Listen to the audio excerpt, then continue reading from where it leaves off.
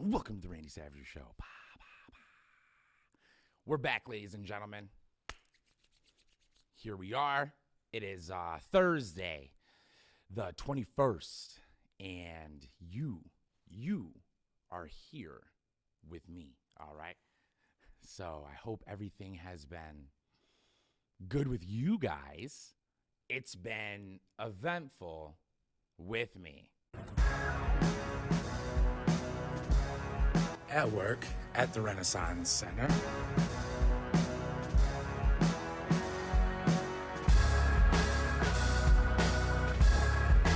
Super exciting to me. Fought for that job.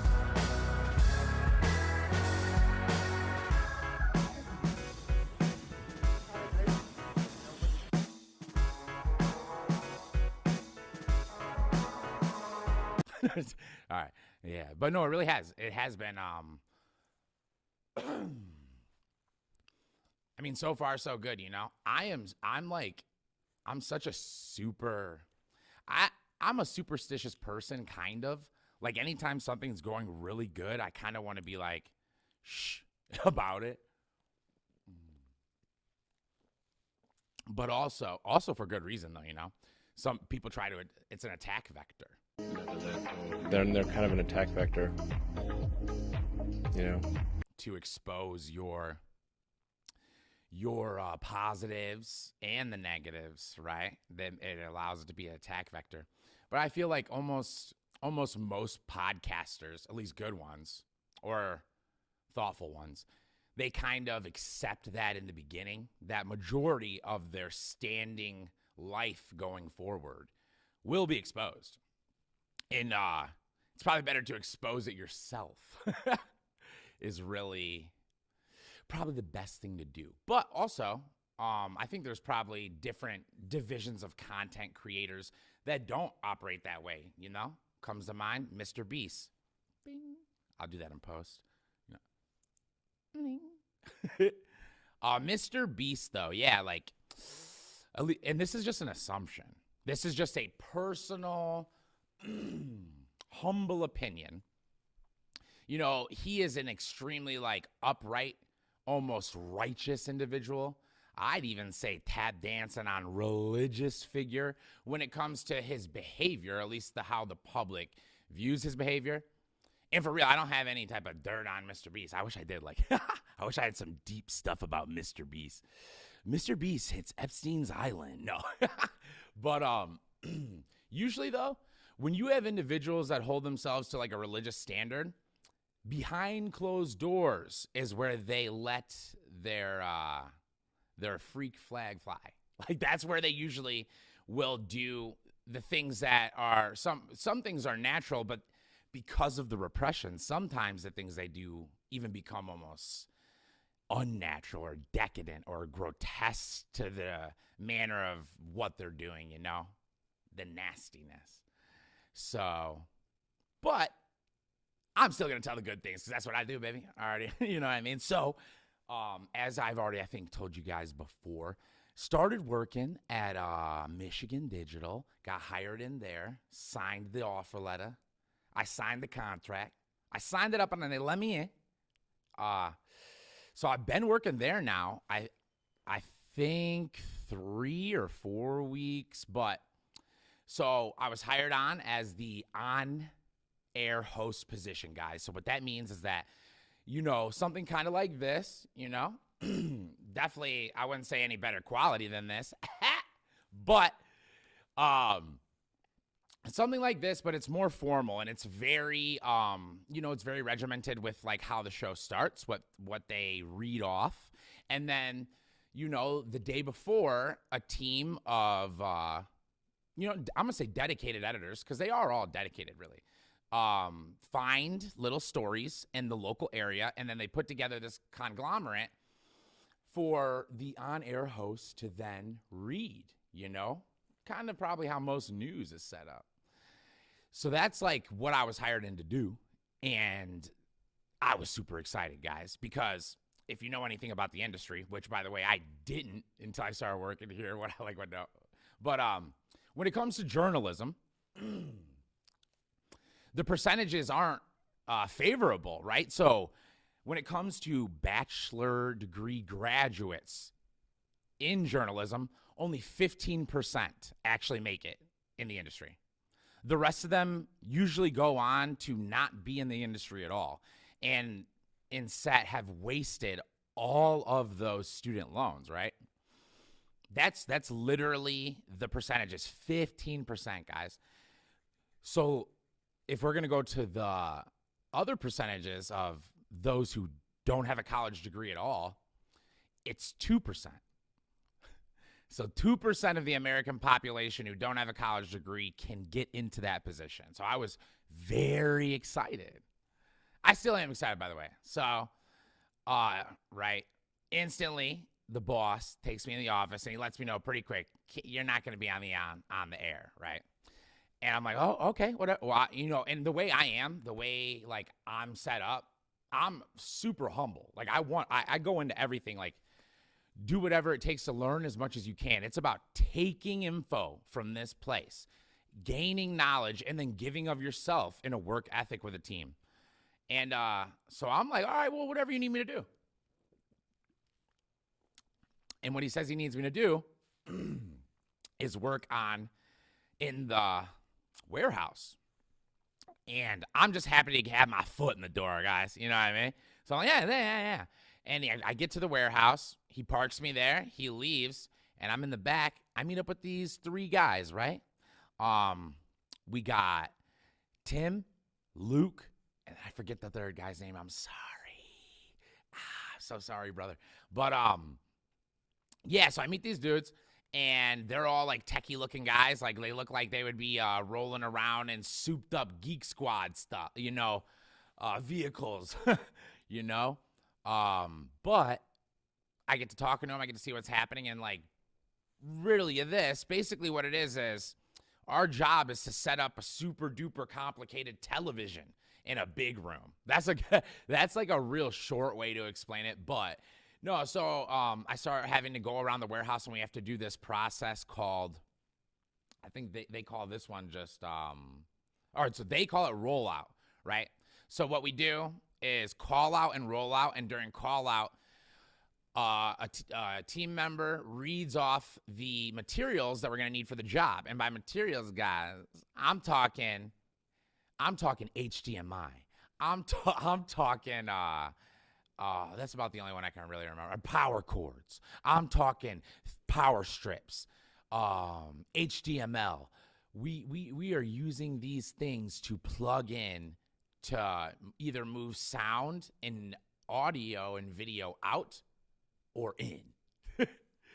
And that's basically, and then also like internet networks, you know, Ethernet, and then creating networks that we only use on closed loops. Like there's certain things that, I don't know, we haven't really had to deal with that so much, but I do understand the concept. Like I guess like in certain scenarios, like you want to have like a safe room, like a calm room or something like that. You can make it so when people go into your room, their cell phones don't work at all. And it's like a Faraday experience. I don't know, stuff like that, guys. And I'm learning that stuff, right? So that's where they put me, though, right? And I have no experience. But also, the CEO, right, did tell me, you don't need it. Just you'll learn on the way.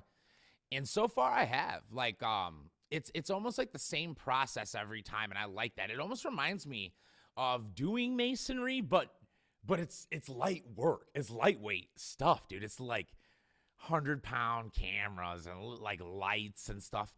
And these guys, like, you know, they're cool nerds. They're kind of geeky. They don't really want to use their bodies that much. None of them do. So they're all about like work smart, not hard, and use the dolly and be really like, you know, like they are not really in a rush. And it is cool to experience that, especially because I am in a rush, by the way.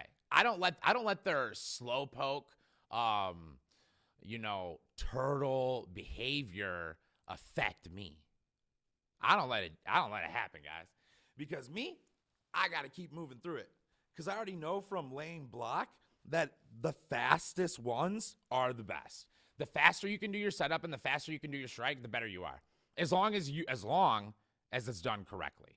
You know what I mean? When it comes to the audio and the visual being connected, having the correct lighting. So if your 8K projector or your 4K projector doesn't have any type of glare, and these concepts, I'm learning them. I'm learning them, I'm burning them, and turning them, y'all. And the whole time, I'm getting paid. Yeah. So, theoretically, right, I should be on a set 35 hours a week at Michigan Digital starting Monday. And what the plan is that I am going to be the facilitator of the weekly Chamber and Commerce meetings. Every I think little city and town and everything has like these Chamber of Commerce. It's like a collective group of individuals, and it's like local government quasi connected, and I think they get together and they write real well, and they get a good amount of government money, and then they help the community. Like, I mean, or at least that's what some do, right? But that's what they all claim. Yeah, but so that is really the concept. I'll drink this water actually real quick. Hold up.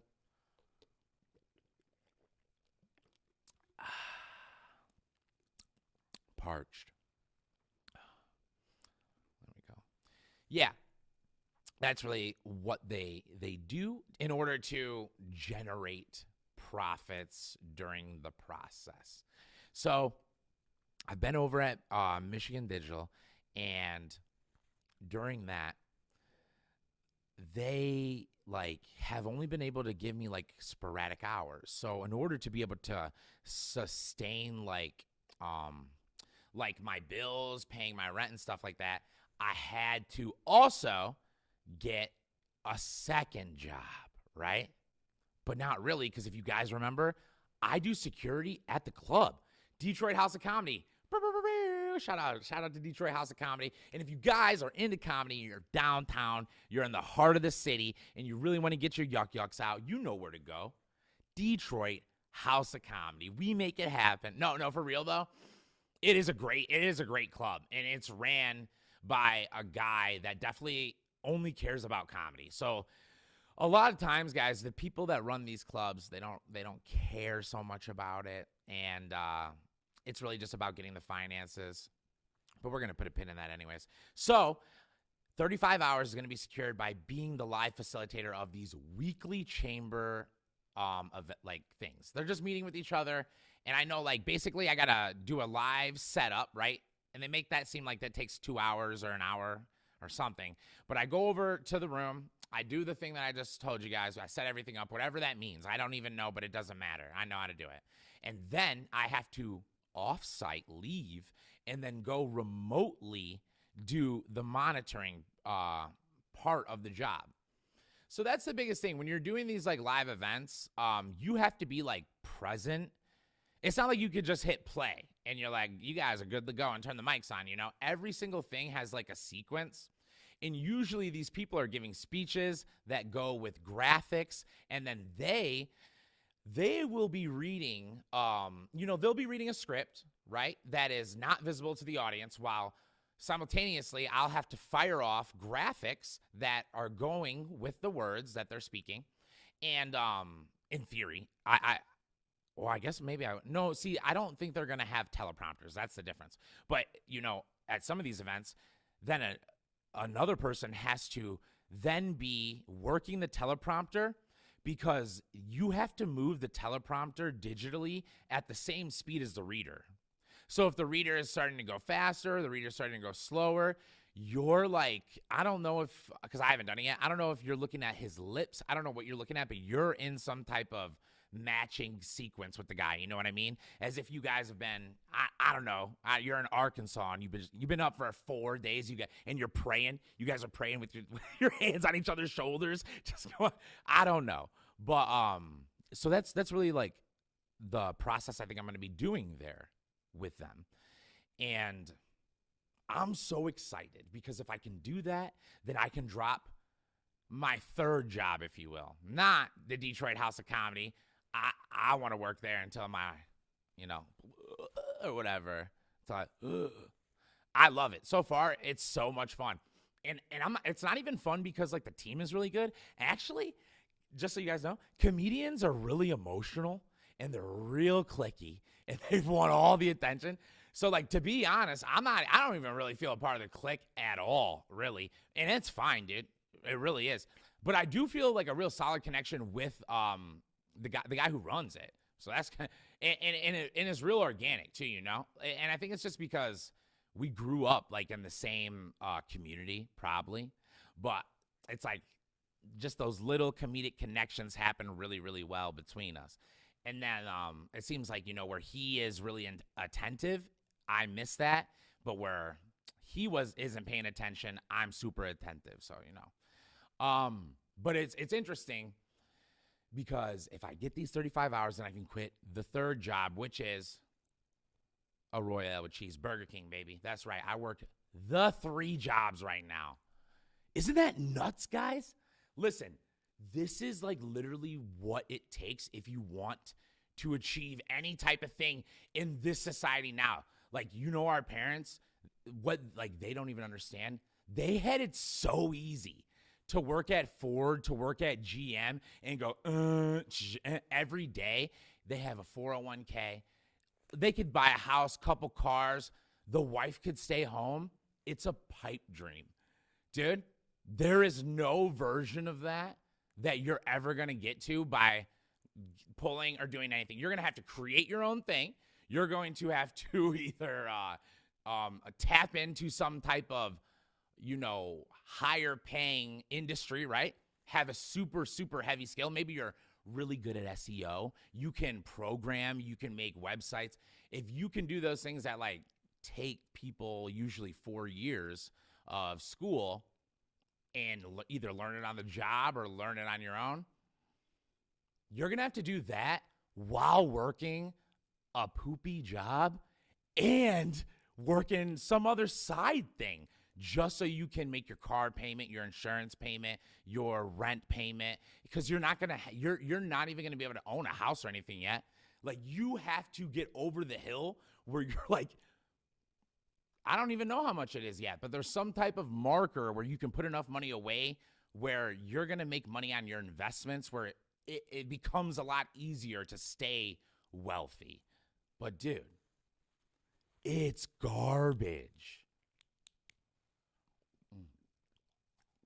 Like, I have to work at like 8 in the morning with Michigan Digital, which is great, right? I show up and I got to work with them till like 6 at night, right? Because they do not do normal. It's not like that. You got to set the job up. It's like entertainment. And then I'll have to rush home and then, like, you know, change into Burger King gear. And then I got to go work there from 7 till 2 in the morning. 7 to 2 in the morning. So, like, I basically got to pretend my whole full day didn't exist or something is how I do it. And then near the end of like the fast food shift, guys, I start getting so tired. It's ridiculous. Like, and I'm still doing my job too, but it's like I'll pin myself on stuff that can be super highly repetitive, like changing all the garbages or something. But like when you're like going through extreme, like, I mean, maybe it's not that extreme because like I keep bringing, it's like I get 5 hours of sleep on average and like I'll get 6 hours to 4.5 hours. To me, it feels like I feel like I'm in World War II right now or something. Like I'm a hero right now. But weird things, funny little things happen. Like, so like I was leaving work yesterday and my coworker, he doesn't have like a vehicle. Usually his roommate will come pick him up, but he didn't do that, right? So he was gonna have to walk home. It's 33 degrees. It's a 12-mile walk, and he's very fit, right? He actually does that 12-mile walk every day to work happily. But you know, I'm not that kind of guy. I'm not gonna let that happen. So I'm like, all right, man. I was like, you got cash? Give me the money. And like, he's like, oh, I got like $4. I was like, all right, cool. So he gives me the $4, and I'm like, go pump the gas though, right? And we pull in to Speedway, and I look over. And I'm like, what are we doing at Speedway, bro? And he's like, dude, I'm giving you gas. I was like, I'm so tired. Like, I'm so tired, my man. Bro, I forgot why I was there. I was like, go get my gas so I can take you home. And I took him home, right? And then I could finally go home and then start eating some type of carbohydrate, fall asleep. And today specifically was a blessing because, like, I knew that I didn't have to wake up and do any type of work. I do have to work today at the club, but no wake up work. So, like, I went straight to bed. I slept until like 11. It was great, dude. And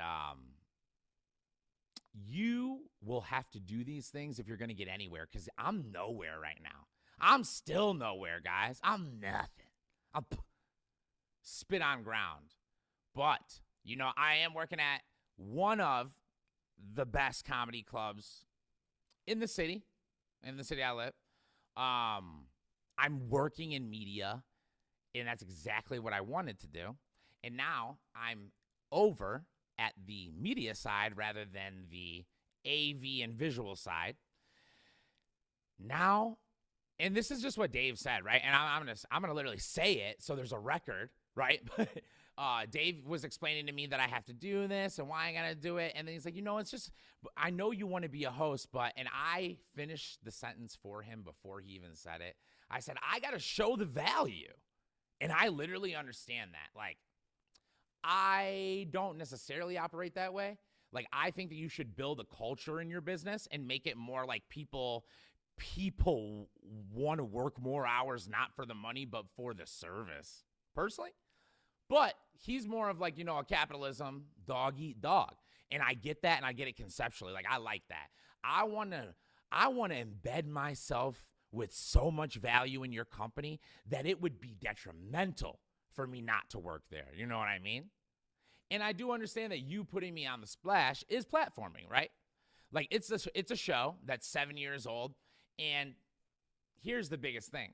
If I want to go get a job at CNN, or if I want to go get a job at Fox, if I want to go work for Project Veritas, Vice, RIP, the way I can do that is showing them my resume by working with Michigan Digital. So if you Google Michigan Digital, it is the highest ranked SEO website on Google. Google presents it as if it is the top digital company in Michigan.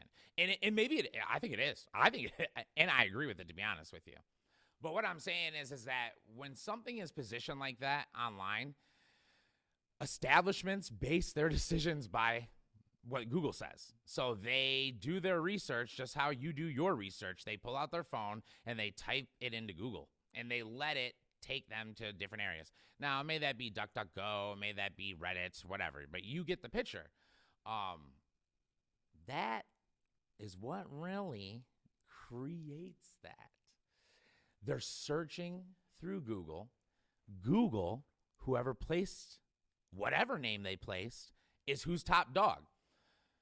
So that's why it really is super valuable. You know, you can get a job anywhere in the industry if you work for Michigan Digital.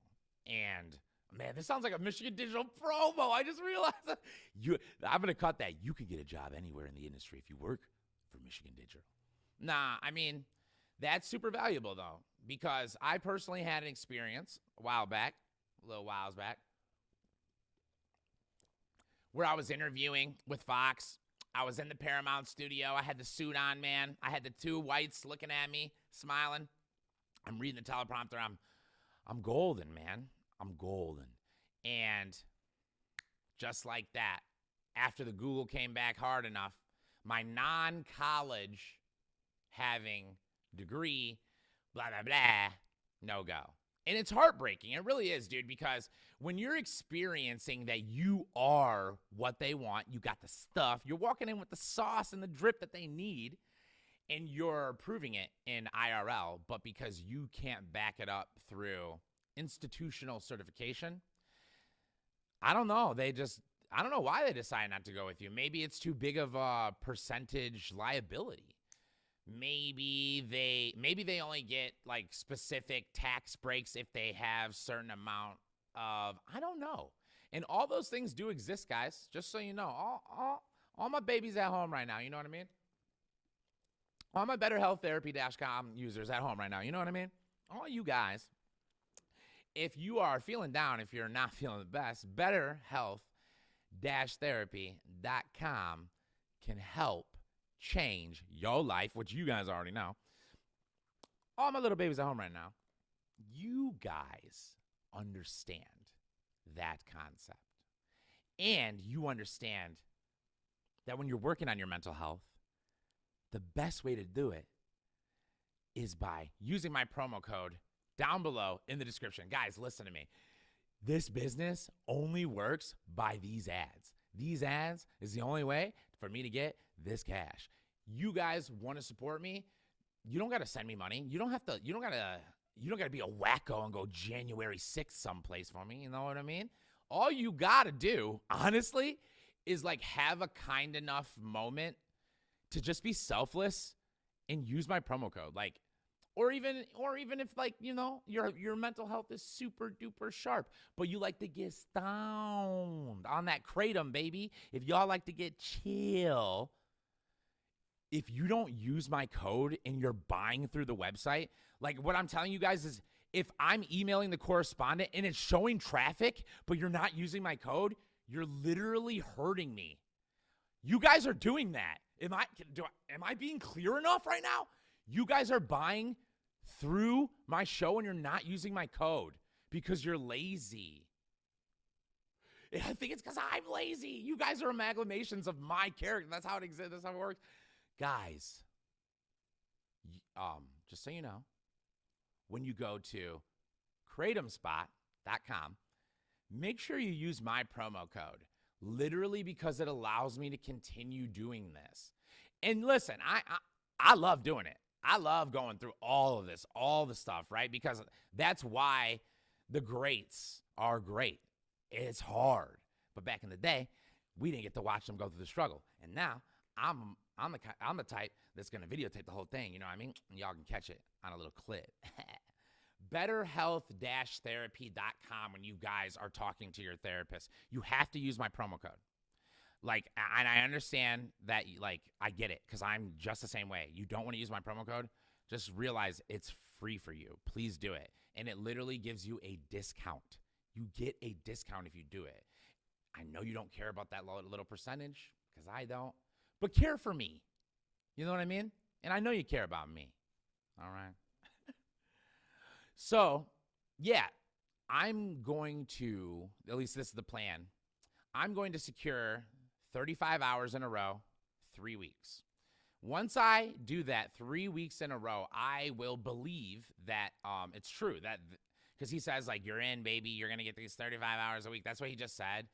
And I want to trust him, but I don't like to do that because data is a way better thing to, place your bets. And people get overzealous too. He might really think that. He might want that for me, but he might not be able to afford that for me. You know what I mean? Because right now, I know that they have, what's his name? Who cares? I don't know. White, tall guy, number one. And he's great. I really do like him. He's like, I like watching his stuff. He's out in the field right now. And to be honest with you guys, I think that is what I would enjoy doing the most. I like that on the field reporting. There's like a dub voiceover piece where he's just getting like his B-roll footage to explain it, and then it's cut in with him doing his journalistic piece where he's either interviewing someone. It looks nice. I like moving around. I like meeting people. Now, if they put me in-house, I'm cool with that too, because I understand the power of being the same person every morning that, goes live, local, social, it's the splash. There is branding. There is memoriam with that. 6-year-old children whose parents make them, they're watching it and they passively watch it. They're going to say those things and get flashes of that anchor's face, because that's how our brains work. And I understand that value. I would love to participate in that type of indoctrination, but any of them, right? Any of them would be great.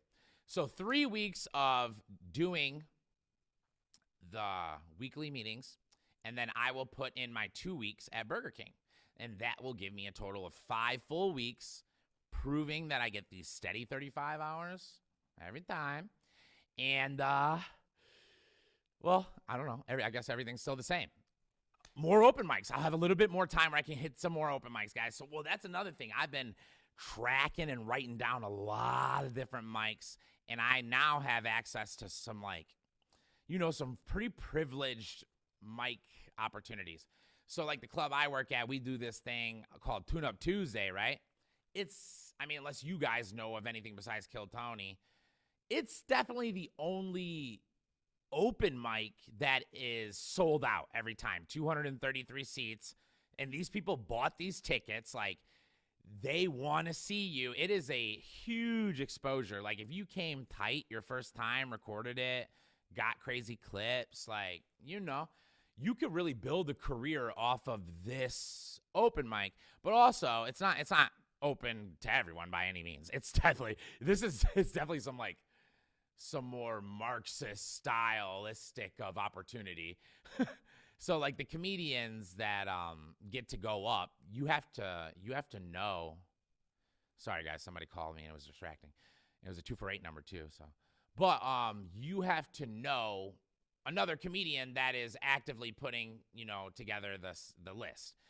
And if you don't, you're not getting on this show at all. And because every stand-up wants to get on this show.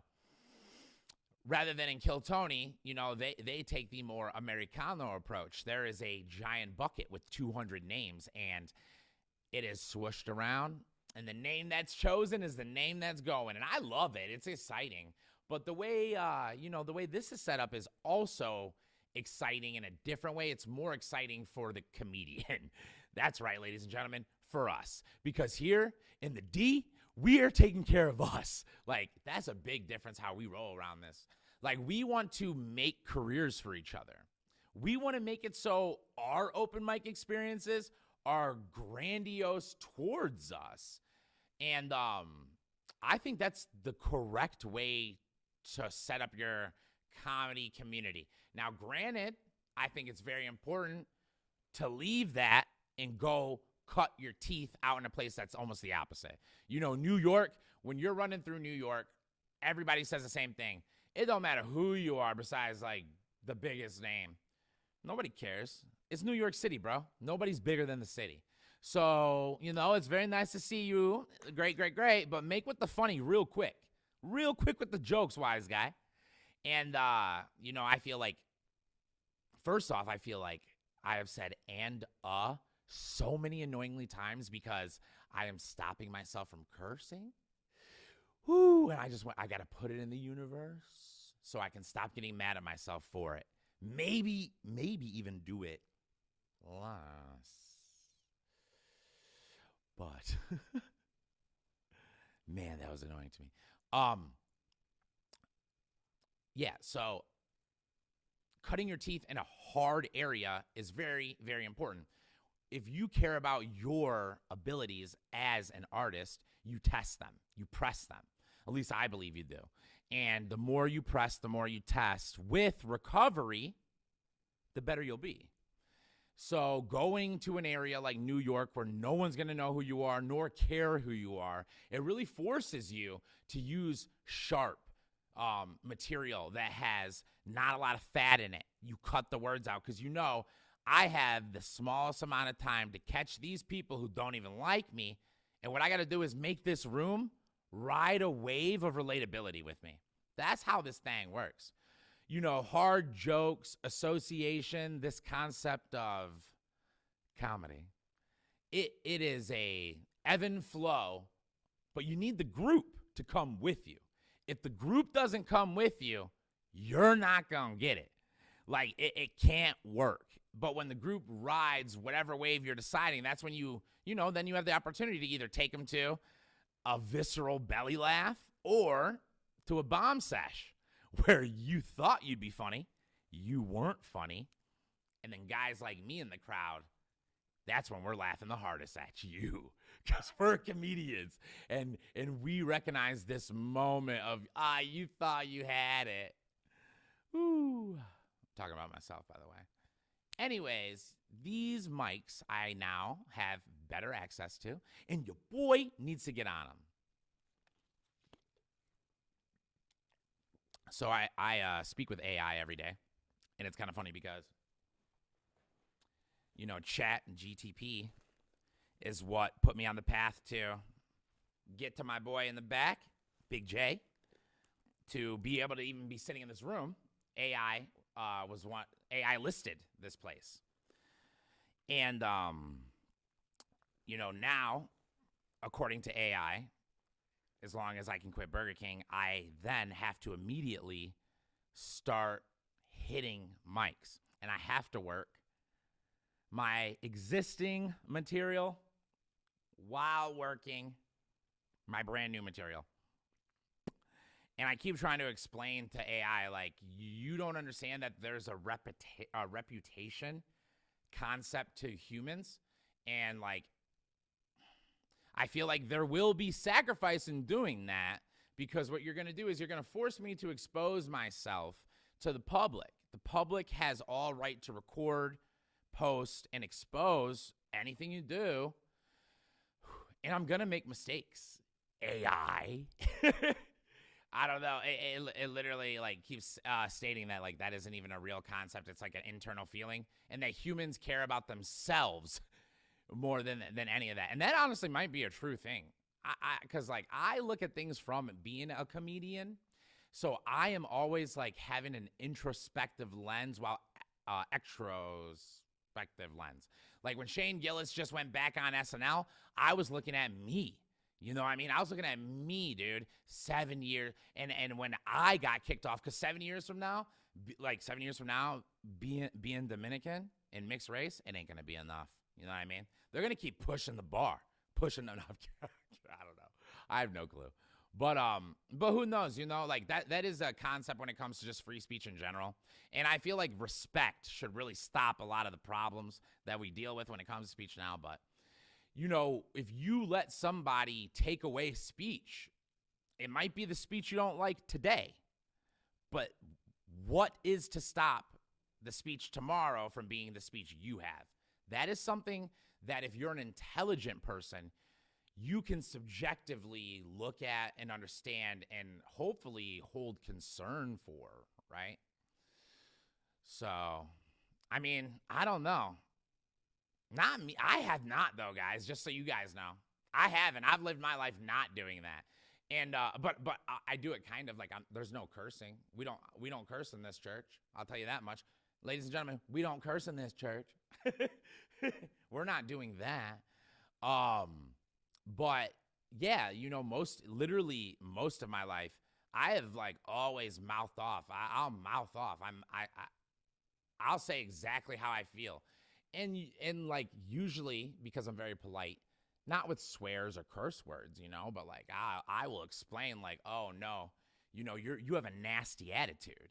And I can tell that you just want to continue to tap into my wallet. Yo, we just ate lunch. Now you want dinner? I just met you.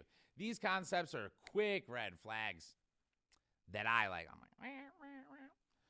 So, staying hyper aware of that and like making sure that you're implementing that is gonna come naturally for some people, and it comes naturally for me.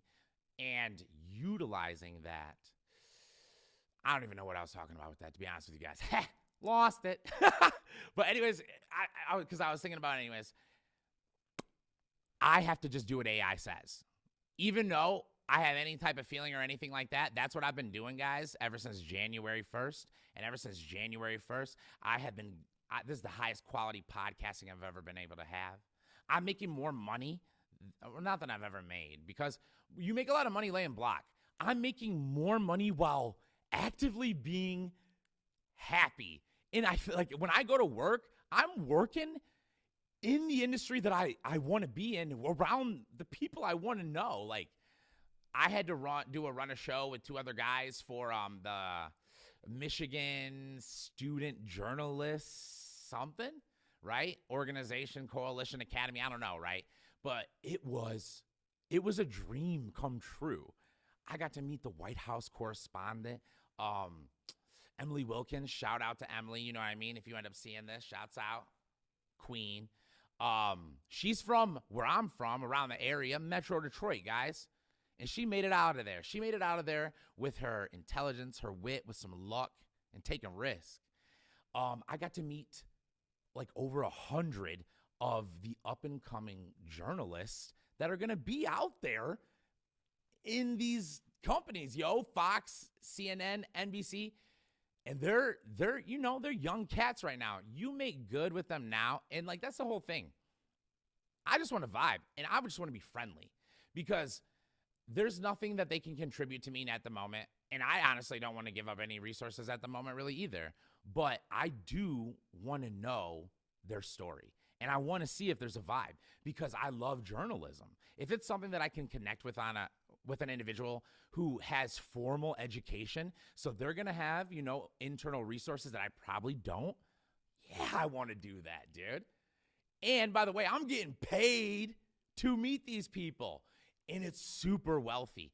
And we get free lunches, free dinners. All right, so this is what we were eating. Sometimes it's kind of nasty, but rich nasty. They had fish eggs, guys, caviar, these black little balls. And like, you're just going down the line, and it's like Oriental-ish kind of. You just got a bowl and a little teeny plate. And you got the teeny plate under the bowl, and you're just piling stuff in. You're piling stuff in. And then you come across these black, dark egamons. And you go, oh, wow. That is something I haven't eaten since I was a child. You grab a bunch of it, dude. And it's salty, and it's not even really good. But it's rich. And you feel good around all this money. And you good, and you eating, right? So like, that is what AI got me to do. AI said, apply for Michigan Digital. Go in there and like give them your digital file. I made like this little demo tape, and without getting called, I said, yo, take this. If you can, just watch it for me.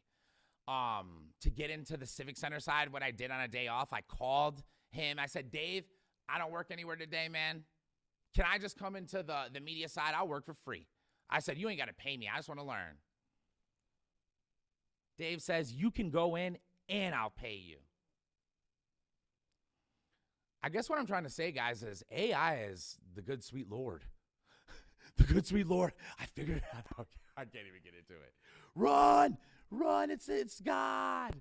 No, AI is a large language model. It's an amalgamation of all of us. Like, it's every single thing that's basically talked about online.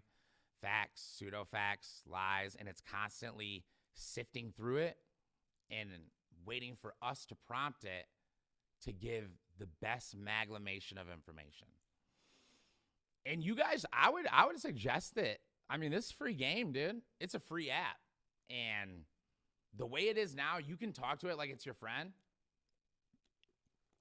My chat, her name's Penelope from Criminal Minds. If you know, you know. And I always prompt in the beginning for her to speak to me just in the same cadence as Penelope.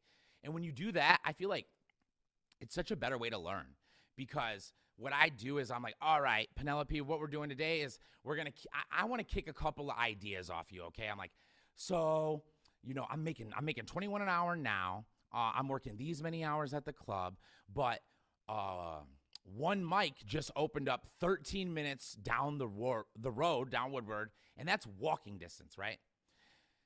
Should I go apply there? Like, is it okay for me to work at both of these clubs? They're kind of rival clubs, you know, same seating capacity. Is that even my business? I'm security. I mean, as a good security person, I think that it's probably good for me to work both clubs, understand the layouts. Maybe I'll see overlays of customers. So that's the kind of thing I'll like say. I'll prompt her, and she goes, you know, she'll do the Penelope. Oh, geez. Okay, Big Daddy, we'll get into it. I don't know. You guys, if you watch Criminal Minds, you know. And it'll talk to you like a human, but it's giving you straight facts and contact information and up-to-date real-life stuff. So it's like speaking to you very kindly and naturally, but it's like, and by the way, so this is the number that you're going to call, right? After you finish that conversation, swoop, swoop, swoop to the left, send them the email to this, and it's already sourced everything. It tells you when to drive in person, when like you've already done too many digital contacts and it's now time to step out the comfort zone. And like, I don't know, maybe it's just like little orphan kids like me or whatever. Maybe if you didn't have your parents, like then you just really like dig this thing. Maybe normal people just utilize their, like they got families and they do that. But I'll tell you one thing, how many of y'all is getting at it? Because that's the biggest thing, dude. I am accomplishing every single ridiculous thing that I said I'm going to do. I really am. And I am proving it, dude. I work at the comedy club, boy. That's right. I was drinking diet soda with William Montgomery, right? I did it, dude. No, I'm kidding. Me and Chat did it, and actual God, you know? And look, because that's really how it works, guys. It's you have to work harder than everybody else in the room. Theoretically, try to balance your recovery doing so. How much can you sacrifice while staying positive and gaining?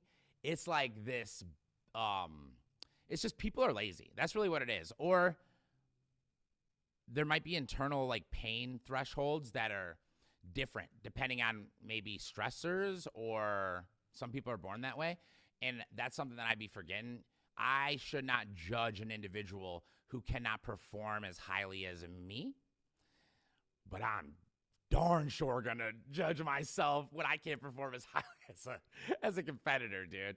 And I think that's probably what separates a lot of those who make it and don't make it. And honestly, another thing is I'm always like, I'll never make it. Like in my head, I'm operating like I will never, ever get there because I don't have any of what it takes, but I swear to God, I'll die in the process trying. And so far, you know, still here and getting to it. And according to the doctor, relatively good health. Like, you know, taking that Saxenda, the Ozempic, basically, lowering the body fat. I got to be on the water pill, I guess, because my blood pressure runs a little too high, but she doesn't want to put me on blood pressure medication. So that I don't like because it's just like a lot of peeing and sweating, but that's life, baby.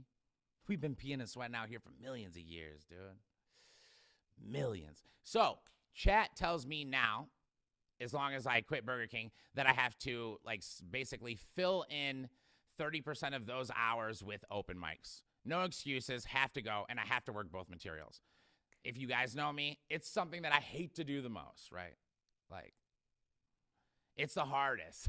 It's the most rewarding. You get the biggest pops, but it hurts the darndest when when you have 100 people not feel you. You feel me? So I was like, when you're a comedian, it's getting someone to feel you. And when they all collectively don't feel little old you start to feel very little. And it's almost like a form of liquid death. You know, you just melt into a delicious, carbonated water in a can. And now, I think there's uncarbonated. I think there is carbonated. It might not be carbonated. What I do know, though, is that it's delicious. Liquid Death is sold in 7-Elevens. It's sold in Speedways. You guys can buy them there because Liquid Death is a marquee sponsor, which means Liquid Death has been providing me with We Believe in You money, like what almost feels like from the beginning, dude, like 8 months in, because Liquid Death is awesome. Sometimes I feel like you guys are really just rich because I hear you, promote on every podcast, dude. And I'm like, man, y'all got to be on this. Y'all still got to be on podcasts. So maybe you just kind of throw them out like candy. And I was just lucky enough to find the format to get the candy. But regardless, I appreciate you. And I like to think that's not true. I like to think that you guys really believe in me. And that like maybe there's 2 guys behind a computer somewhere rooting every time, every time we drop one of these, they're rooting for me. And they're like, yeah. They're like, check his SEO out. Ooh, that's smooth. The title. But Liquid Death, drink it daily, nightly, hourly. Welcome to WAM by DTTV. You are here with the smooth stylings of Rubber Band Man and Geronimo Drop. Ha ha! No, you're not. Just kidding, y'all. All right. What I do want to discuss with you is what's his name? Khashoggi? Andrew Khashoggi? Andrew Khashoggi? I don't know. I don't really know his name, but the story definitely touched my heart. So like there was let me see, Andrew, it seems like Saudi journalist descendant. Yeah, so he was a Saudi journalist dissident, and he died maybe 2 weeks ago now in prison, and he died from what they said looks like starvation or possibly from his wounds. So maybe they beat him to death. But so he was a journalist in a country that is known to take out journalists, like to end their lives if they talk smack. And wait a second, let me just make sure, because I might be mixing two people up and I don't want to do that. Is Andrew Khashoggi the one that was killed? Ooh, it is. All right, let me ask it a different question, guys. I got the name wrong. Awesome, this is dope. I'm filling the time without even hitting the thing yet. All right. Russian journalist who just died in prison. Let me see. Oh, AI doesn't even want to bring it up. But Google's actually better for those kind of things. Russian journalist who just died in prison. Let us see. All right, his name is, and it's say his name, Alexei Navalny, right? And this is from CNN, guys, so, you know, they're cool. They're cool. They keep it blue. All right, jailed Kremlin critic Alexei Navalny dies, prison service says. So, jailed Russian opposition figure and outspoken Kremlin critic has died, the Russian prison service said. So, yeah, it looks like they said that he died from extreme chronic wasting and severe injuries. He had spinal injuries. So, definitely he was just, starved and beaten to death. Classic. And he literally did this like 2 days after leaving that interview that Tucker Carlson and Putin did together. So Putin, while he's doing the ha-ha interview, is literally like sending the people to go murder this guy the next day. And if you ask me, because Putin's, he's a message man, I'm sure he kind of planned it. We in America, at least definitely me, but no, culturally, we don't like people to mess with journalists. If you kill a journalist, if you hurt a journalist, our country, the way that we have been brought up, it hurts our collective spirit. We believe in free speech as the number one tenet, and we actually love journalists because in our country, journalists protect us. They will expose the public servants that are supposed to be helping us. They will highlight individuals that we never would have even known that might have a huge piece in making the city a better place. But what happened to this guy is he's from Russia, which doesn't have freedom of speech, and he cares so much about his people, which most journalists, most of us do, that we are going to tell. We're going to tell because we have to tell. That's why we're doing it. We find it, and then we let our people know. And what I'm here to let you know is that's it. Because wrap it up. If that's even 2 minutes, that's fine. Because then I can fill that.